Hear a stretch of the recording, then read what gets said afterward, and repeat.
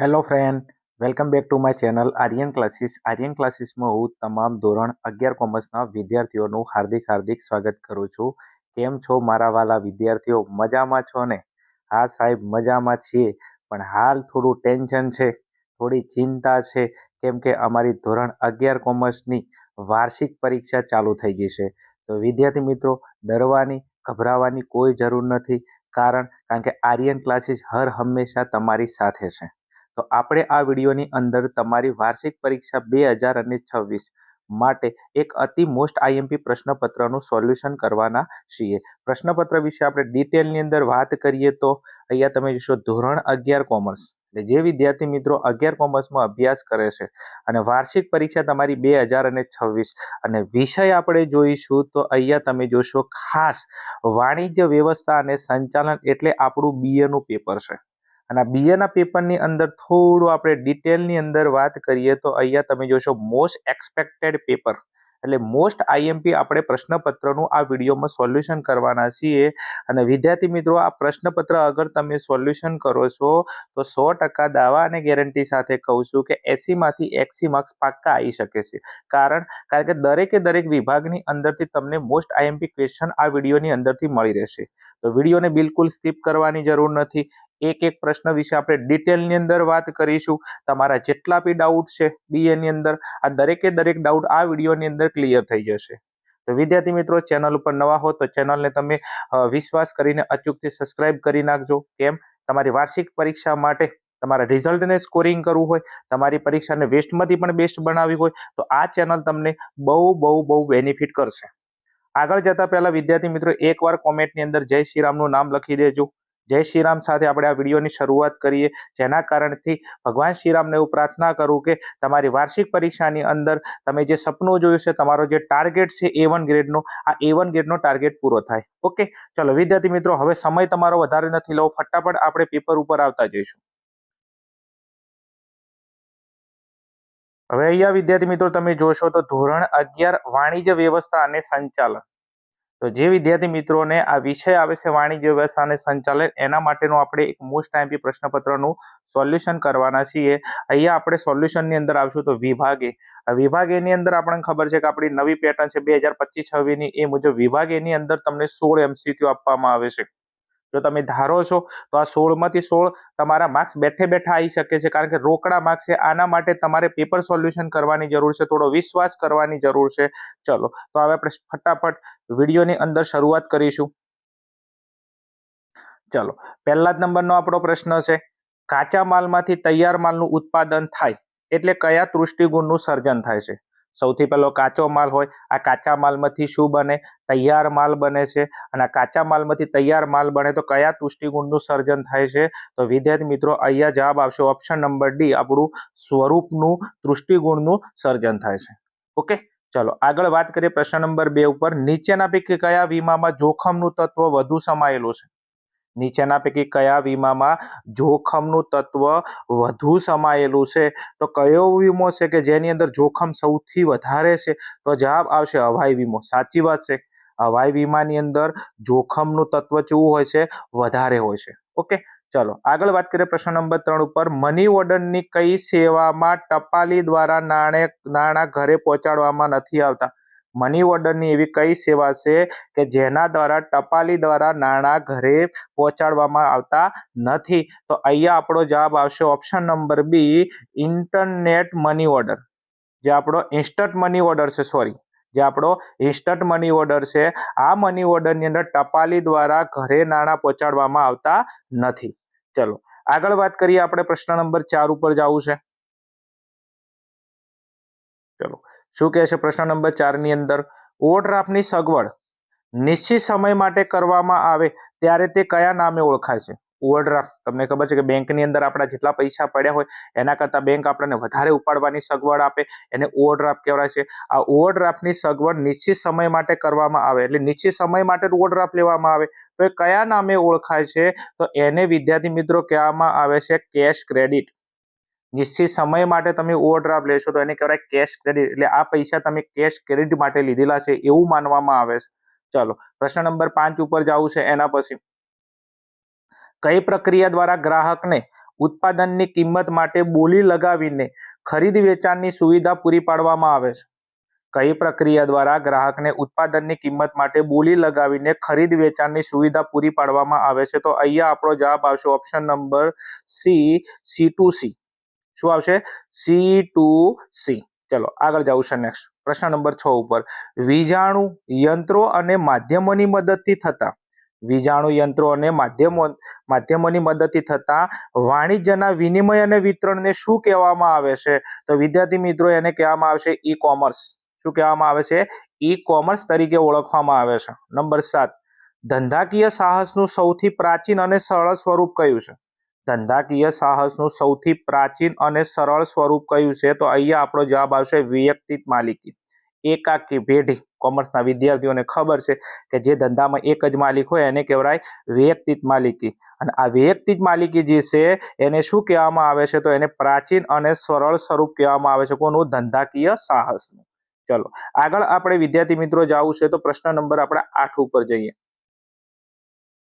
ચલો શું છે પ્રશ્ન નંબર 8 ની અંદર? ભાગીદારી પેઢીમાં હાલમાં વધુમાં વધુ કેટલા ભાગીદાર હોય છે? સ્ટાર વાળો પ્રશ્ન છે. 18% ને 1000% IMP છે, તૈયાર કરી નાખજો.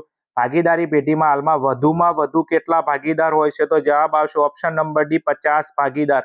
કેટલા ભાગીદાર છે? 50 ભાગીદાર. પ્રશ્ન નંબર 9 છે. કંપની તેના કાર્યની સંમતિ શાના દ્વારા વ્યક્ત કરે છે? કંપની તેના કાર્યની સંમતિ શાના દ્વારા વ્યક્ત કરે છે? તો અહીંયા આપણો જવાબ આવશે ઓપ્શન નંબર બી, સામાન્ય માહોર દ્વારા. કોના દ્વારા? સામાન્ય માહોર દ્વારા. પ્રશ્ન નંબર 10 છે. સરકારી મંડળીની સ્થાપના માટે ઓછામાં ઓછી કેટલી વ્યક્તિઓ હોવું જરૂરી છે? મોસ્ટ IMP મારા ગળાના હમસે આ પ્રશ્ન તૈયાર કરી નાખજો. સરકારી મંડળીની સ્થાપના માટે ઓછામાં ઓછી કેટલી વ્યક્તિ હોવી જરૂરી છે? તો જવાબ આવશે ઓપ્શન નંબર એ, 10 વ્યક્તિઓ. જો 10 વ્યક્તિઓ ભેગા થઈ જાય તો સરકારી મંડળીની સ્થાપના કરી શકાય છે. ચલો આગળ જઈએ. એના પછી આપણા પ્રશ્ન નંબર 11 ઉપર. કયું ધંધાકીય સ્વરૂપ સૌથી જૂનું ગણાય છે? કયું ધંધાકીય સ્વરૂપ સૌથી જૂનું ગણાય છે? તો જવાબ આવશે ઓપ્શન નંબર બી, ખાનગી સાહસો. કયું સાહસો? ખાનગી સાહસો. આ ખાનગી સાહસો એ ધંધાકીય સ્વરૂપની સૌથી જૂનું સાહસ ગણવામાં આવે છે. પ્રશ્ન નંબર 12 ઉપર જાવ છે. કંપનીના વિસર્જન સમયે સૌ પ્રથમ કોને મૂડી પરત કરવામાં આવે છે? 1000% ના 1000% IMP પ્રશ્ન છે. મારા ગળાના હમ છે, બરોબર છે. તમને તમારા પ્રિય પર્સનની સોગન છે, આ પ્રશ્ન તૈયાર કરી દેજો. કંપનીના વિસર્જન સમયે સૌ પ્રથમ કોને મૂડી પરત કરવામાં આવે છે? તો જવાબ આવશે ઓપ્શન નંબર ડી, ડિબેન્ચર હોલ્ડરોને. કોને? ડિબેન્ચર હોલ્ડરોને. કારણ કે ડિબેન્ચર હોલ્ડરો ઓકે એ એવી રીતના પૈસા આપેલા છે કે એમને બરોબર છે કંપનીના વિસર્જન સમયે પહેલા પૈસા આલવા પડશે. ઓકે, કારણ કે ડિબેન્ચર કંપનીમાં છે ઉછીની મૂડી છે, બરોબર છે. એ કંપની માટે શું ગણાય છે? દેવું ગણાય છે. એટલા માટે એમને સૌથી પહેલા પૈસા આલવામાં આવે છે. ઓકે ચલો એના પછી આગળ પ્રશ્ન નંબર 13 ઉપર જવું છે. ઉત્પાદક અને છૂટક વેપારી વચ્ચેની કડી એટલે શું? ઉત્પાદક અને છૂટક વેપારી વચ્ચેની કડી એટલે શું? આ પણ પ્રશ્ન મોસ્ટ IMP છે, તૈયાર કરી નાખજો. ઓકે, ઉત્પાદક અને આ જે છૂટક વેપારી છે એના વચ્ચેની કડી એટલે શું? તો જવાબ આવશે જથ્થાબંધ વેપારી. ચમ? કારણ કે ઉત્પાદક પાસે જે માલનું ઉત્પાદન થાય છે એ જથ્થાબંધ વેપારી જોડે આવે, જથ્થાબંધ વેપારી પાસેથી કોની જોડે આવે? છૂટક વેપારી વચ્ચે આવે. તો ઉત્પાદક અને છૂટક વેપારી વચ્ચે માલ મોકલવાનું કામ કોણ કરે છે? જથ્થાબંધ વેપારી. ચલો આગળ જવું છે. એના પછી પ્રશ્ન નંબર આપણા 14 ઉપર. નિકાસકારને બિલ ઓફ લેન્ડિંગ કોણ આપે છે? નિકાસકારને બિલ ઓફ લેન્ડિંગ કોણ આપે છે? તો અહીંયા આપણો જવાબ આવશે ઓપ્શન નંબર બી, જહાજી કંપની. જે જહાજી કંપની છે નિકાસકારને શું આપે છે? બિલ ઓફ લેન્ડિંગ આપે છે. ચલો આગળ વાત કરીએ પ્રશ્ન નંબર 15 ઉપર. ભારતમાં હુંડિયામણ ઉપર કઈ બેંકનું નિયંત્રણ હોય છે? ભારતમાં હુંડિયામણ ઉપર કઈ બેંકનું નિયંત્રણ હોય છે? તો અહીંયા આપણો જવાબ આવશે option number C, reserve bank. શું? રિઝર્વ બેંક એટલે reserve bank of India. Okay, ભારતની રિઝર્વ બેંક કઈ છે આપણી? તો RBI. બરોબર છે. શું છે? RBI. એની સ્થાપના 1935, એનું રાષ્ટ્રીયકરણ ઈસવીસન 1949. ઓકે, અને આ જે રિઝર્વ બેંક છે એ શું કરે છે? તો ભારતમાં હુંડિયામણ ઉપર બેંકોનું શું કરે છે? નિયંત્રણ કરે છે. કારણ કે એને બધી બેંકોની બેંક ગણાય છે એટલા માટે. પ્રશ્ન નંબર 16 છે આપણો વિભાગ, એનો લાસ્ટ એન્ડ ફાઇનલ પ્રશ્ન છે.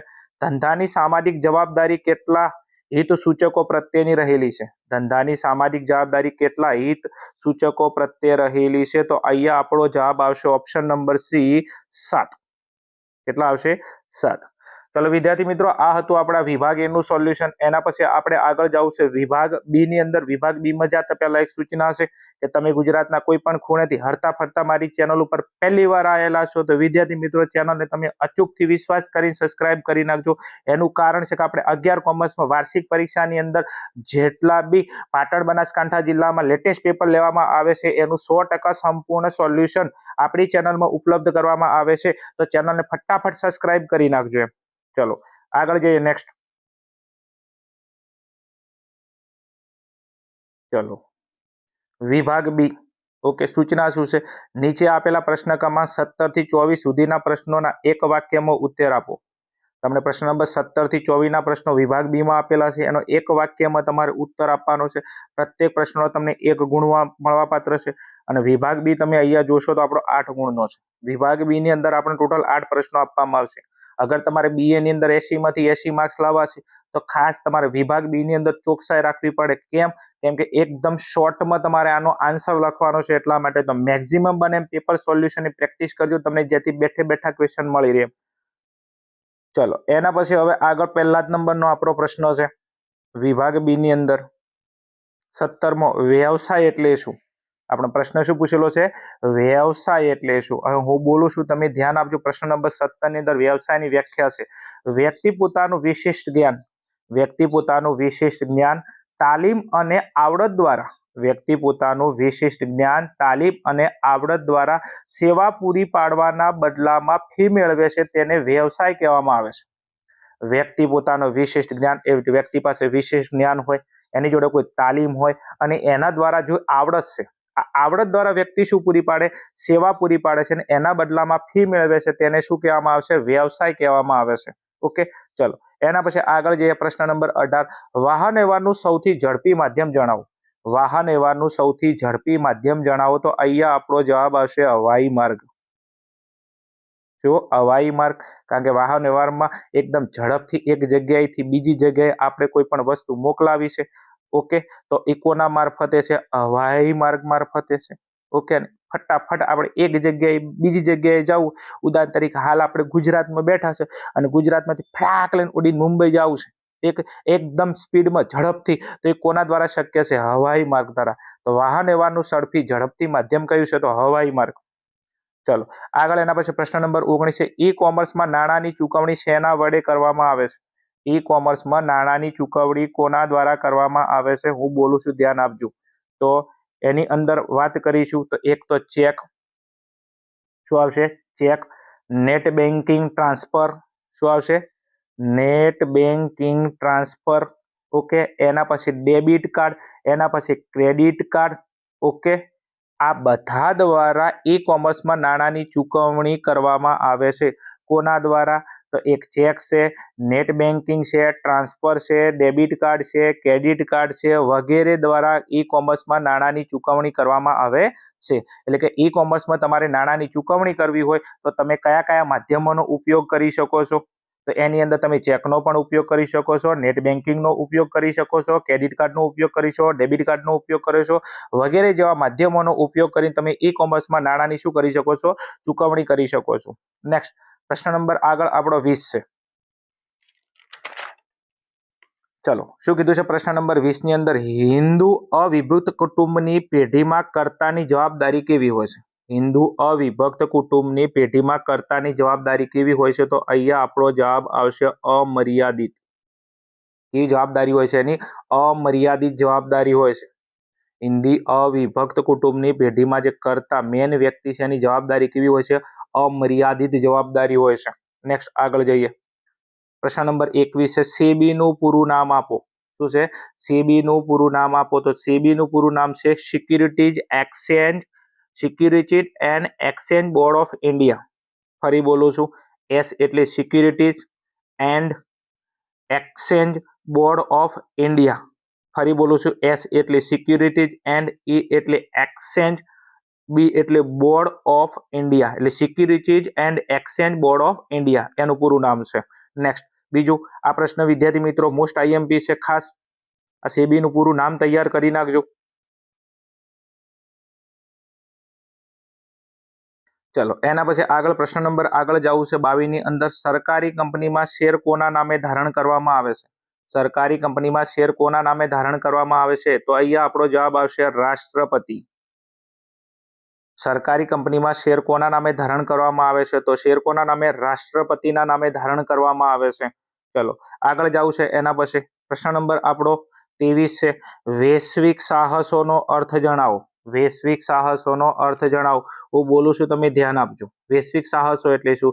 તો જ્યારે કોઈ પણ ધંધાકીય એકમ પોતાની ધંધાકીય પ્રવૃત્તિઓ એક કરતા વધુ દેશોમાં ફેલાવે તેને વૈશ્વિક સાહસો કહેવામાં આવે છે.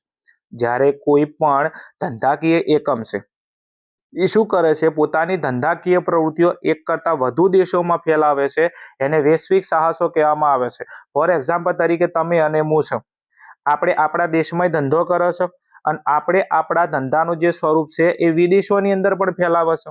એટલે આપણા ધંધાનો વ્યાપ આપણે વિદેશોની અંદર પણ ફેલાવે છે, તો એને શું કહેવાય? વૈશ્વિક સાહસો કહેવાય. નેક્સ્ટ ચલો એના પછી આગળ જવું છે. પ્રશ્ન નંબર 24 છે આપણો. વિદેશી વેપારમાં ઉત્પત્તિના પ્રમાણપત્રની શા માટે જરૂર પડે છે? તમે વિદેશી વેપાર એટલે વિદેશમાં વેપાર કરતા હોય તો ઉત્પત્તિના પ્રમાણપત્રની શા માટે જરૂર પડે છે? હું બોલું છું, ધ્યાન આપજો. તો માલ કયા દેશમાં ઉત્પાદિત થયો છે, માલ કયા દેશમાં ઉત્પાદિત થયો છે તે જાણવા માટે અને આયાત જકાતમાં રાહત મેળવવા માટે ઉત્પત્તિના પ્રમાણપત્રની જરૂર પડે છે. માલ કયા દેશમાં ઉત્પાદિત થયો છે તે જાણવા માટે અને આયાત જકાતમાં રાહત મેળવવા માટે ઉત્પત્તિના પ્રમાણપત્રની જરૂર પડે છે. ઉત્પત્તિનું પ્રમાણપત્ર હોય તો ખબર પડે કે આ દેશની અંદર માલનું ઉત્પાદન થયું છે, અને આયાત અને જે જકાત છે એની અંદર તમારે રાહત મેળવવી હોય તો શેની જરૂર પડે? ઉત્પત્તિના પ્રમાણપત્રની જરૂર પડે. ચલો વિદ્યાર્થી મિત્રો, આ હતા વિભાગ બી ના આપણા મોસ્ટ આઈએમપી પ્રશ્નો. એના પછી આપણે આગળ વાત કરીએ વિભાગ સી ની અંદર. ચલો વિભાગ સી માં શું કીધું છે? નીચે આપેલા પ્રશ્ન ક્રમાંક 25 થી 36 સુધીના કુલ 12 પ્રશ્નોમાંથી 12 પ્રશ્નો આપેલા છે. અમે તમારે મનગમતા 9 પ્રશ્નો લખવાના છે. દરેકના તમને 2 ગુણ મળવા પાત્ર છે અને 18 ગુણનો વિભાગ છે. ઓકે, એટલે 9 પ્રશ્નો તમારે 2 ગુણના લખવાના થાય એટલે 9 દુના 18 ગુણનો આપણો વિભાગ છે. એ પણ તમને મનગમતા પ્રશ્નો છે અને એ પણ તમારે શેમાં લખવાના છે? ટૂંકમાં ઉત્તર લખવાના છે.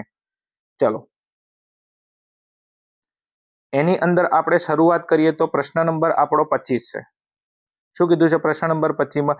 ધંધાકીય નીતિમત્તામાં કયા તત્વોનો સમાવેશ થાય છે? મોસ્ટ આઈએમપી પ્રશ્ન છે, તૈયાર કરી નાખજો. પ્રશ્ન નંબર 26 છે. જિંદગીના વીમાને નુકસાન વળતરનો સિદ્ધાંત લાગુ પડતો નથી, શા માટે છે? તૈયાર કરી નાખજો. એના પછી આગળ પ્રશ્ન નંબર આપણો 27 છે. પાઇપલાઇન દ્વારા વહન કઈ પેદાશો માટે યોગ્ય છે? પાઇપલાઇન દ્વારા વહન કઈ પેદાશો માટે યોગ્ય છે? તો પાઇપલાઇન દ્વારા વહન મુખ્યત્વે પ્રવાહી અને ગેસ જેવી પેદાશો માટે કરવામાં આવે છે. પાઇપલાઇન દ્વારા વહન કઈ પેદાશો માટે? તો જે પેદાશો કેવી છે? પ્રવાહી છે. જે પેદાશો કેવી છે? પ્રવાહી છે. ઓકે, અને જે ગેસ જેવી પેદાશો છે, કેવી? જે ગેસ જેવી પેદાશો છે એના માટે કોનો ઉપયોગ કરવામાં આવશે? પાઇપલાઇનનો ઉપયોગ કરવામાં આવે છે. પાઇપલાઇન દ્વારા વહન મુખ્યત્વે પ્રવાહી અને ગેસ જેવી જે પેદાશો છે, એટલે જે પેદાશો પ્રવાહી છે, ઓકે, અને જે ગેસ જેવી પેદાશો છે એના વહન માટે કોની જરૂર પડે છે? પાઇપલાઇનની જરૂર પડે છે. ઉદાહરણ તરીકે તમારે જોવું હોય તો કઈ કઈ છે? તો પ્રવાહી કચરાનો નિકાલ, જે પ્રવાહી શું છે? કચરો છે. પ્રવાહી તમારો જે કચરો છે એનો તમારે શું કરવો છે? નિકાલ કરવો છે. બીજું કોઈ પાણી છે, પેટ્રોલિયમ છે, ઓકે, કુદરતી ગેસ છે, ઓકે, આ બધાનું વહન કોના દ્વારા કરવામાં આવશે? પાઇપલાઇન દ્વારા કરવામાં આવે છે. ચલો એના પછી આગળ જવું છે. પ્રશ્ન નંબર આપણા 28 ની અંદર. કયા પ્રકારના ખાતામાં એક મહિનામાં નાણાં ઉપાડવાની સંખ્યા મર્યાદિત કરવામાં આવે છે? કયા પ્રકારનું એવું ખાતું છે કે એમાં એક મહિનામાં નાણાં ઉપાડવાની સંખ્યા મર્યાદિત કરવામાં આવે છે? તો અહીંયા આપણો જવાબ આવશે બચત ખાતામાં. કયા ખાતામાં? બચત ખાતામાં. બચત ખાતામાં એક મહિનામાં નાણાં ઉપાડવાની સંખ્યા શું કરવામાં આવે છે? મર્યાદિત કરવામાં આવે છે. બચત ખાતાની અંદર અમુક શું હોય છે? મર્યાદા હોય છે. કે તમે મહિનાની અંદર કેટલી વખત નાણાં ઉપાડી શકો છો, એટલે એની અંદર અનલિમિટેડ વખતે તમે નાણાં ના ઉપાડી શકો. એમાં અમુક શું હોય છે, મર્યાદા હોય છે. ઓકે, અને જેટલી મર્યાદા નક્કી કરી હોય તમે એટલી વખત તમે બચત ખાતામાં શું ઉપાડી શકો, પૈસા ઉપાડી શકો છો. કેમ આવું થાય છે? તો બચત ખાતામાં થાપણો મૂકવાનો હેતુ બચત કરવાનો હોય છે. બચત ખાતું કોઈ પણ વ્યક્તિ ખોલાવે છે તો એનો હેતુ શું હોય છે? ઓકે, તો એની અંદર બચત કરવાનો હોય છે, અને બચત ખાતામાં થાપણો ઉપર લોકોને વ્યાજ ચૂકવવામાં આવે છે. બચત ખાતાની અંદર જે લોકો પૈસા મૂકે છે, ઓકે, બેંક એમને શું આપે છે? વ્યાજ આપે છે. ચલો, એના પછી આગળ જવું છે નેક્સ્ટ.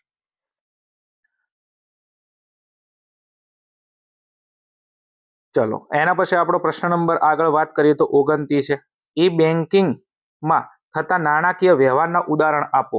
ઈ બેન્કિંગમાં નાણાકીય વ્યવહારના ઉદાહરણ આપો. તો ઈ બેન્કિંગની અંદર કયા કયા નાણાકીય વ્યવહાર કરવામાં આવે છે એના ઉદાહરણ આપો. તો એની અંદર એક છે નેટ બેન્કિંગ. કયું આવશે? Net banking. પછી મોબાઈલ બેન્કિંગ. બે થયા, નેટ બેન્કિંગ. બીજું મોબાઈલ બેન્કિંગ. એના પછી નેક્સ્ટ છે આરટીજીએસ. શું આવશે? આરટીજીએસ. એના પછી આવશે નિફ્ટ, અને એના પછી આવશે આઈએમપીએસ. બે પહેલા જોયા, નેટ બેન્કિંગ, મોબાઈલ બેન્કિંગ. એના પછી 3 આરટીજીએસ, નિફ્ટ અને આઈએમપીએસ. આઈએમપીએસ પાછળ એસ લગાડી દો. ચલો, એના પછી આગળ વાત કરવી છે આપણા પ્રશ્ન નંબર 30 ઉપર. શું કીધું છે? જાહેર નિગમનો અર્થ આપો. જાહેર નિગમની વ્યાખ્યા લખવાની છે. વ્યાખ્યા બોલું, તમે ધ્યાન આપજો. જાહેર નિગમ એ એક એવું વ્યવસાય સંગઠન છે જેની માલિકી અને સંચાલન સંપૂર્ણપણે અથવા મુખ્યત્વે સરકાર હસ્તક હોય છે. એટલે જેની માલિકી કોની હોય? જેની માલિકી સરકારની હોય અને જેનું સંચાલન પણ સરકાર કરતું હોય એને શું કહેવામાં આવે છે? જાહેર નિગમ કહેવામાં આવે છે. જેની માલિકી અને સંચાલન સરકારની હસ્તક હોય એને જાહેર નિગમ કહેવામાં આવે છે. ચલો, એના પછી નેક્સ્ટ આગળ જવું છે. પ્રશ્ન નંબર 31 તમને આપેલો છે. એના પછી નેક્સ્ટ તમને પ્રશ્ન નંબર 32 આપેલો છે. ફટાફટ તમે જોઈન સ્ક્રીનશોટ લઈ લેજો. ચલો, એના પછી આગળ વાત કરવી છે પ્રશ્ન નંબર આપણા 33 ઉપર. શું કીધું છે? છૂટક વેપારી કયા પ્રકારના જોખમો ઉઠાવે છે? મોસ્ટ આઈએમપી સ્ટાર વાળો પ્રશ્ન છે. છૂટક વેપારી કયા પ્રકારના જોખમો ઉઠાવે છે? તો જવાબની અંદર લખીશું તો માલની માંગમાં જે ફેરફાર થાય છે, માલની જે માંગમાં જે ફેરફાર થાય છે, આ ફેરફારનું જોખમ ઉઠાવે છે. એના પછી ચોરીનું જોખમ ઉઠાવે છે, અને એના પછી નુકસાનનું જોખમ ઉઠાવે છે.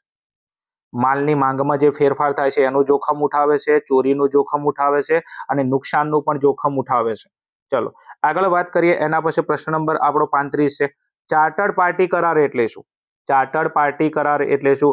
તો વાહન ભાડે રાખવાના કરારને શું? વાહન ભાડે રાખવાના કરારને શું કહેવામાં આવે છે? ચાર્ટર્ડ પાર્ટી કરાર કહેવામાં આવે છે. કોઈ પણ વાહનને તમે શું રાખો? ભાડે રાખો. તો આ ભાડે રાખવા માટે જે કરાર કરવામાં આવે છે તેને ચાર્ટર્ડ પાર્ટી કરાર કહેવામાં આવે છે. ચલો, એના પછી પ્રશ્ન નંબર આપણો 36 છે. સામાજિક જવાબદારી એટલે શું? સામાજિક જવાબદારીની વ્યાખ્યા લખવાની છે. હું બોલું છું, ધ્યાન આપજો. ધંધા દ્વારા સમાજના હિતમાં લેવાયેલા નિર્ણયોને ધંધા દ્વારા સમાજના હિતમાં લેવાયેલા નિર્ણયોને સામાજિક જવાબદારી કહેવામાં આવે છે. ધંધો સમાજના હિતની અંદર જે નિર્ણય લે એને શું કહેવામાં આવે છે? સામાજિક જવાબદારી કહેવામાં આવે છે. ચલો, એના પછી નેક્સ્ટ આગળ જવું છે. વિભાગ ડી ની અંદર નીચે આપેલા પ્રશ્ન ક્રમાંક 37 થી 45 સુધીના 9 પ્રશ્નોમાંથી 6 પ્રશ્નો લખવાના છે. 9 પ્રશ્નો તમને આપેલા છે. વિભાગ ડી માં તમે મનગમતા 6 પ્રશ્નો લખવાના છે. દરેકના તમને 3 ગુણ મળશે, એટલે કે 6 તરી 18 ગુણનો આપણો વિભાગ આવશે. ચલો, પ્રશ્ન નંબર 37 આપેલો છે. 38. એના પછી નેક્સ્ટ પ્રશ્ન નંબર તમને 39 આપેલો છે. જો પ્રશ્ન નંબર 39 કેસ સ્ટડીઝ આધારિત પ્રશ્ન છે. ટાઈમના લીધે હવે સમજાવતો નથી. તમે જો સરસ મજાના તમને પ્રશ્નો પૂછેલા છે. જો અહીંયા તમને ત્રણ વાક્યો આપેલા છે. ઓકે, વિમાને લગતા એના આધારે તમને 3 પ્રશ્નો પૂછેલા છે. દરેકનો એક ગુણ મળશે, એટલે 3 પ્રશ્નો છે, એટલે તમને 3 માર્ક્સ મળી જશે. મોસ્ટ આઈએમપી છે, એકદમ ઈઝી છે, સ્ટાર વાળો પ્રશ્ન છે. તૈયાર કરી નાખજો. એમ 1000% પ્રશ્ન તૈયાર કરજો. પ્રશ્ન નંબર 39. ચલો, નેક્સ્ટ એના પછી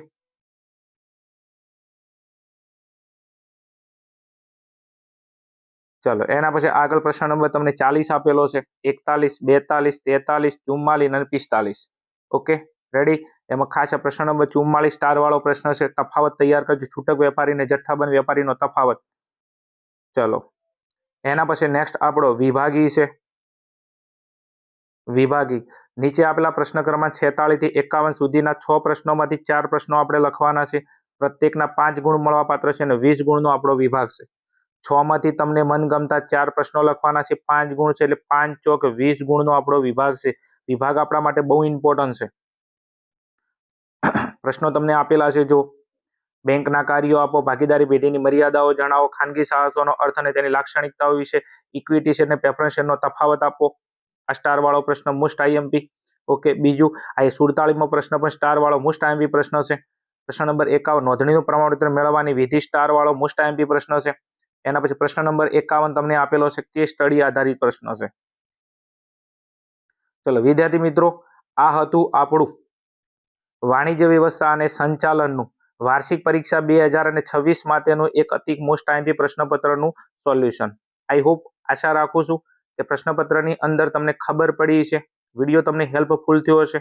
હેલ્પફુલ થયો હોય તો વિડીયોને લાઈક કરજો, કોમેન્ટ કરજો અને તમારા મિત્રો સુધી શેર કરજો. ચલો મળીશું આપણે આવા જ કોઈ મોસ્ટ આઈએમપી પ્રશ્નપત્ર સાથે. ત્યાં સુધી જોતા રહો અમારી channel Aryan classes. Okay, thank you. Jai Hind, જય ભારત તથાસ્તુ. જય શ્રી રામ.